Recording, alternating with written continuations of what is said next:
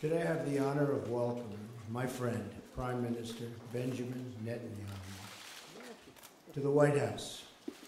With this visit, the United States again reaffirms our unbreakable bond with our cherished ally, Israel. The partnership between our two countries, built on our shared values, has advanced the cause of human freedom, dignity, and peace. These are the building blocks of democracy. The State of Israel is a symbol to the world of resilience in the face of oppression. I think of no other state that's gone through what they've gone, and of survival in the face of genocide. We will never forget what the Jewish people have endured. Your perseverance in the face of hostility, your open democracy in the face of violence, and your success in the face of tall arts is truly inspirational. The security challenges faced by Israel are enormous, including the threat of Iran's nuclear ambitions, which I've talked a lot about. One of the worst deals I've ever seen is the Iran deal. My administration has already imposed new sanctions on Iran, and I will do more to prevent Iran from ever developing, I mean ever, a nuclear weapon. Our security assistance to Israel is currently at an all-time high, ensuring that Israel has the ability to defend itself from threats, of which there are, unfortunately, many. Both of our countries will continue and grow. We have a long history of cooperation in the fight against terrorism and the fight against those who do not value human life. America and Israel are two nations that cherish the value of all human life. This is one more reason why we reject unfair and one-sided actions against Israel at the United Nations. Just treated Israel, in my opinion, very, very unfairly. Or other international forums, as well as boycotts that target Israel.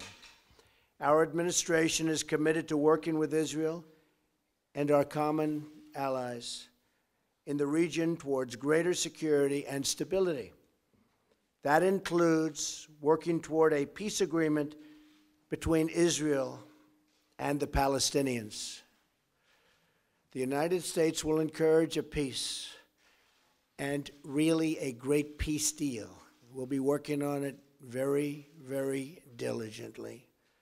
Very important to me also, something we want to do. But it is the parties themselves who must directly negotiate such an agreement. We'll be beside them. We'll be working with them. As with any successful negotiation, both sides will have to make compromises. You know that, right? Both sides. I want the Israeli people to know that the United States stands with Israel in the struggle against terrorism. As you know, Mr. Prime Minister, our two nations will always condemn terrorist acts. Peace requires nations to uphold the dignity of human life and to be a voice for all of those who are endangered and forgotten. Those are the ideals to which we all and will always aspire and commit. This will be the first of many productive meetings, and I again, Mr. Prime Minister, thank you very much for being with us today. Mr. Prime Minister, thank you.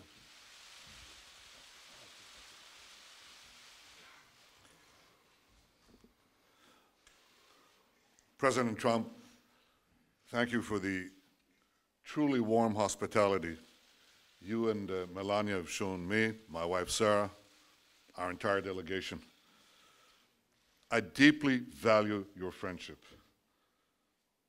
To me, to the State of Israel, it was so clearly evident in the words you just spoke. Israel has no better ally than the United States. And I want to assure you, the United States has no better ally than Israel. Our alliance has been remarkably strong, but under your leadership, I'm confident it will get even stronger. I look forward to working with you to dramatically upgrade our alliance in every field, in security, in technology, in cyber and trade, and so many others, and I certainly welcome your forthright call to ensure that Israel is treated fairly in international forums and that the slander and boycotts of Israel are resisted mightily by the power and moral position of the United States of America. As you have said, our alliance is based on a deep bond of common values and common interests. And increasingly, those values and interests are under attack by one malevolent force, radical Islamic terror. Mr. President, you've shown great clarity and courage in confronting this challenge head-on. You call for confronting Iran's terrorist regime, preventing Iran from realizing this terrible deal into a nuclear arsenal. And you have said that the United States is committed to preventing Iran from getting nuclear weapons. You call for the defeat of ISIS. Under your leadership, I believe we can reverse the rising tide of radical Islam. And in this great task, as in so many others, Israel stands with you, and I stand with you.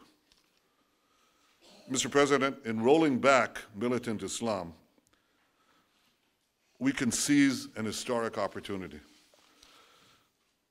Because for the first time in my lifetime, and for the first time in the life of my country, Arab countries in the region do not see Israel as an enemy, but increasingly as an ally. And I believe that under your leadership, this change in our region creates an unprecedented opportunity to strengthen security and advance peace. Let us seize this moment together. Let us bolster security. Let us seek new avenues of peace. And let us bring the remarkable alliance between Israel and the United States to even greater heights. Thank you, Mr. President. Thank you. Again, thank you.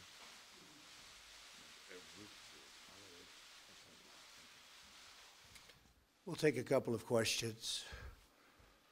David, Christian Broadcasting. David? Thank you, Mr. President, Mr. Prime Minister. Both of you have criticized the Iran nuclear deal and at times even called for its repeal. I'm wondering if you're concerned at all as it relates to not just the National Security Advisor, Michael Flynn, who is recently no longer here, but also some of those events that have been going on with communication in Russia, if that is going to hamper this deal at all and whether or not it would keep Iran from becoming a nuclear state. And secondly, on the settlement issue, are you both on the same page? How do you exactly term that as it relates to the settlement issue? Thank you. Michael Flynn, General Flynn, is a wonderful man. I think he's been treated very, very unfairly by the media, as I call it, the fake media in many cases. And I think it's really a sad thing that he was treated so badly. I think in addition to that, from intelligence, papers are being leaked, things are being leaked. It's criminal action, criminal act, and it's been going on for a long time, before me, but now it's really going on. And people are trying to cover up for a terrible loss that the Democrats had under Hillary Clinton. I think it's very, very unfair what's happened to General Flynn, the way he was treated, and the documents and papers that were illegally, I stress that, illegally leaked. Very, very unfair. As far as settlements, I'd like to see you hold back on settlements for a little bit. We'll work something out, but I would like to see a deal be made. I think a deal will be made. I know that every president would like to. Most of them have not started till late because they never thought it was possible. And it wasn't possible because they didn't do it. But Bibi and I have known each other a long time. a smart man, great negotiator, and I think we're going to make a deal. It might be a bigger and better deal than people in this room even understand. That's a possibility. So let's see what we do. Let's try it. Doesn't sound too optimistic, but that's he's a good negotiator. That's the art of the deal. I also want to thank Sarah. Could you please stand up? You're so lovely, and you've been so nice to Melania. I appreciate it very much.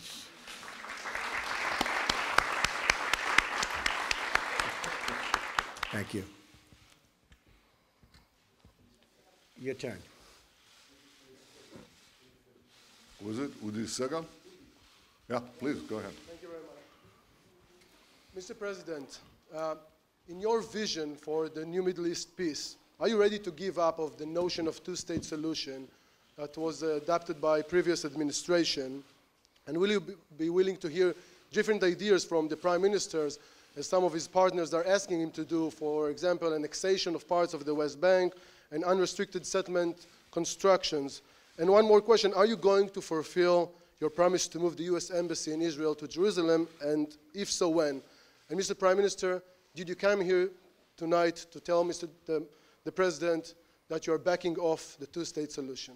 Thank you. So I'm looking at two-state and one-state, and I like the one that both parties like. I'm very happy with the one that both parties like. I can live with either one.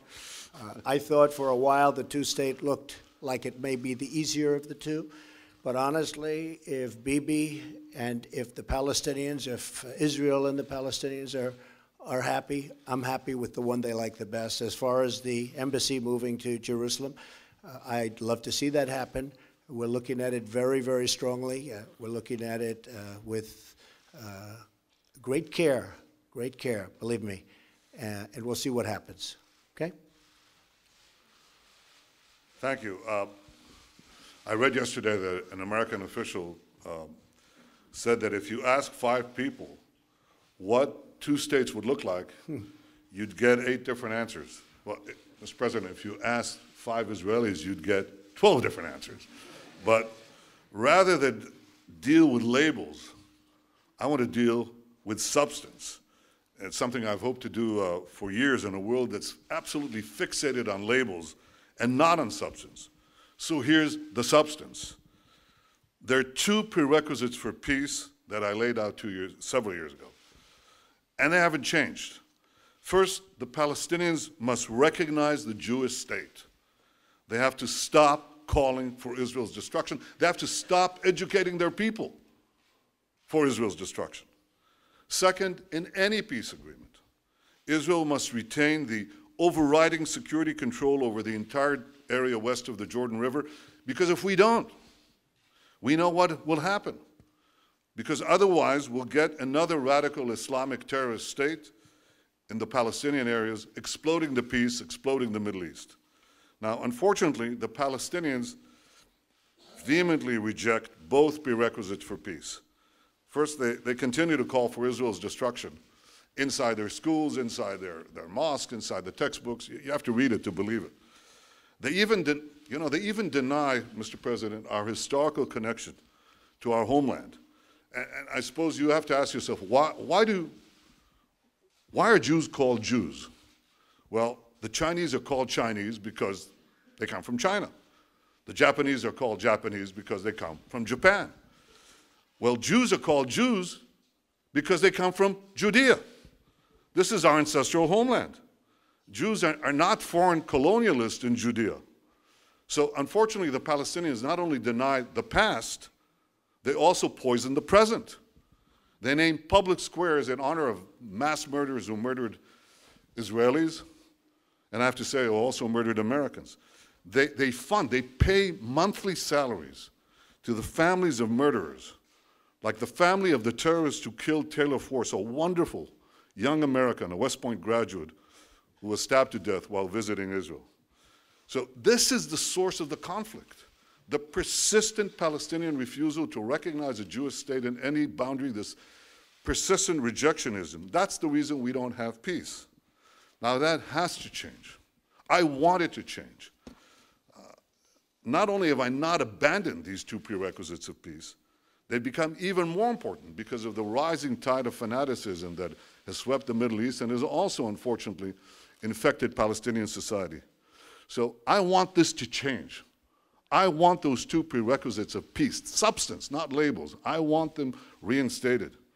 But if anyone believes that I, as Prime Minister of Israel, responsible for the security of my country, would blindly walk into a Palestinian terrorist state that seeks the destruction of my country, they're gravely mistaken.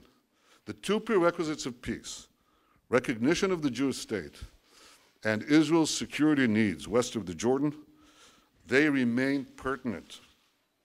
We have to look for new ways, new ideas on how to reinstate them and how to move peace forward.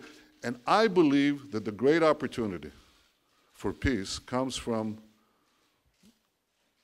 a regional approach, from involving our newfound Arab partners in the pursuit of a broader peace and peace with the Palestinians. And I greatly look forward to discussing this in detail with you, Mr. President, because I think that if we work together, we have a shot.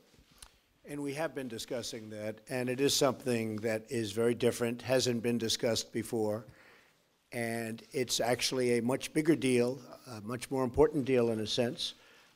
It would take in many, many countries, and it would cover a very large territory. So I didn't know you were going to be mentioning that, but that's now that you did, I think it's a terrific thing. And I think we have some pretty good cooperation from people that in the past would never, ever have even thought about doing this. So we'll see how that works out. Okay. Katie from Town Hall. Where's Katie? Right there. Katie? Thank you, Mr. President. You said in your earlier remarks that both sides will have to make compromises when it comes to a peace deal. You mentioned a halt on settlements. Can you lay out a few more specific compromises that you have in mind, both for the Israelis and for the Palestinians? And Mr. Prime Minister, what expectations do you have from the new administration about how to either amend the Iran nuclear agreement or how to dismantle it altogether, and how to overall work with the new administration to combat Iran's increased aggression, not only in the last couple of months, but the past couple of years as well? It's actually an interesting question. I think that the Israelis are going to have to show some flexibility, which is hard. It's hard to do. They're going to have to show the fact that they really want to make a deal. I think our new concept that we've been discussing actually for a while is something that allows them to show more flexibility than they have in the past, because you have a lot bigger canvas to play with. And I think they'll do that. I think they very much would like to make a deal, or I wouldn't be happy, and I wouldn't be here, and I wouldn't be as optimistic as I am. I really think I can tell you from the standpoint of Bibi and from the standpoint of Israel, I really believe they want to make a deal, and they'd like to see the big deal. I think the Palestinians have to get rid of some of that hate that they're taught from a very young age. They're taught tremendous hate. I've seen what they're taught. And you can talk about flexibility there too, but it starts at a very young age, and it starts in the schoolroom. And they have to acknowledge Israel. They're going to have to do that. There's no way a deal can be made if they're not ready to acknowledge a very, very great and important country. And I think they're going to be willing to do that also. But now I also believe we're going to have, Katie, other players at a very high level, and I think it might make it easier on both the Palestinians and Israel to get something done. Okay? Thank you. Very interesting question. Thank you. You asked about Iran. One thing is preventing Iran from getting nuclear weapons, something that President Trump and I think are deeply committed to do, and we are obviously going to discuss that. I think beyond that, President Trump has led a very important effort in the past few weeks. Just coming into the presidency, he pointed out there are violations, Iranian violations on ballistic missile tests. By the way, these ballistic missiles are inscribed in Hebrew. Israel must be destroyed. The Iranian Foreign Minister Zarif said, well, our ballistic missiles are not intended against any country. No. They write on the missile in Hebrew, Israel must be destroyed. So challenging Iran on its violations of ballistic missiles, imposing sanctions on Hezbollah, preventing them, making them pay for the terrorism that they foment throughout the Middle East and beyond, well beyond. I think that's a change that is clearly evident since President Trump took office. I welcome that. I think it's, let me say this very openly, I think it's long overdue. And I think that if we work together, and not just the United States and Israel, but so many others in the region who see eye to eye on the great magnitude and danger of the Iranian threat, then I think we can roll back Iran's aggression and danger. And that's something that is important for Israel, the Arab states, but I think it's vitally important for America. These guys are developing ICBMs. They're developing, they want to get to a nuclear arsenal, not a bomb, 100 bombs. And they want to have the ability to launch them everywhere on Earth, and including, and especially, eventually, the United States. So this is something that is important for all of us. I welcome the change, and I intend to work with President Trump very closely so that we can thwart this danger. Great. You have somebody? Boav? After your victory, we've seen a sharp rise in anti-Semitic incident across the United States. And I wonder, what do you say to those among the Jewish community in the States and in Israel and maybe around the world who believe and feel that your administration is playing with xenophobia and maybe racist tones? And Mr. Prime Minister, do you agree to what the President just said about the need for Israel to restrain and to stop settlement activity in the West Bank? And a quick follow-up on my friend's questions. Simple question. Do you back off from your vision to the end of the conflict of two-state solution as you lay out in Bar Ilan speech, or you still support it? Thank you. Well, I just want to say that we are, very honored by the victory that we had, 306 electoral college votes. We were not supposed to crack 220. You know that, right?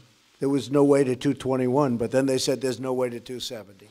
And there's tremendous enthusiasm out there. I will say that we are going to have peace in this country. We are going to stop crime in this country. We are going to do everything within our power to stop long simmering racism and every other thing that's going on, because a lot of bad things have been taking place over a long period of time. I think one of the reasons I won the election is we have a very, very divided nation, very divided. And hopefully I'll be able to do something about that. And it was something that was very important to me. As far as people, Jewish people, so many friends, a daughter who happens to be here right now, a son-in-law, and 3 beautiful grandchildren. I think that you're going to see a lot different United States of America over the next 3, 4, or 8 years. I think a lot of good things are happening, and you're going to see a lot of love. You're going to see a lot of love. Okay? Thank you. I believe that the issue of the settlements is not the core of the conflict, nor does it really drive the conflict. I think it's an issue. It has to be resolved in the context of peace negotiations. And I think we also are going to speak about it, President Trump and I, so we can arrive at an understanding, so we don't keep on bumping into each other all the time on this issue, and we're going to discuss this. On the question you said, you just came back with your question to the problem that I said. It's the label. What does Abu Mazen mean by 2 states, okay? What does he mean? A state that doesn't recognize the Jewish state, a state that basically is open for attack against Israel? What are we talking about? Are we talking about Costa Rica, or are we talking about another Iran? So obviously it means different things. I told you what are the conditions that I believe are necessary for an agreement. It's the recognition of the Jewish state, and it's Israel's security control of the entire area. Otherwise, we're just fantasizing. Otherwise, we'll get another failed state, another terrorist Islamist dictatorship that will not work for peace, but work to destroy us, but also destroy any hope for a peaceful future for our people. So I've been very clear about those conditions, and they haven't changed. I haven't changed. If you read what I said 8 years ago, it's exactly that. And I repeated that again and again and again. If you want to deal with labels, deal with labels. I'll deal with substance. And finally, one, if I can respond to something that I know from personal experience. I've known President Trump for many years. And to allude to him, or to his people, his team, some of whom I've known for many years too. Can I reveal, Jared, how long we've known you? Well, he was never small. He was always big. He was always tall. But I've known the president, and I've known his family and his team for a long time. And there is no greater supporter of the Jewish people and the Jewish state than President Donald Trump. I think we should put that to rest. Thank you very much. Very nice. I appreciate that very much.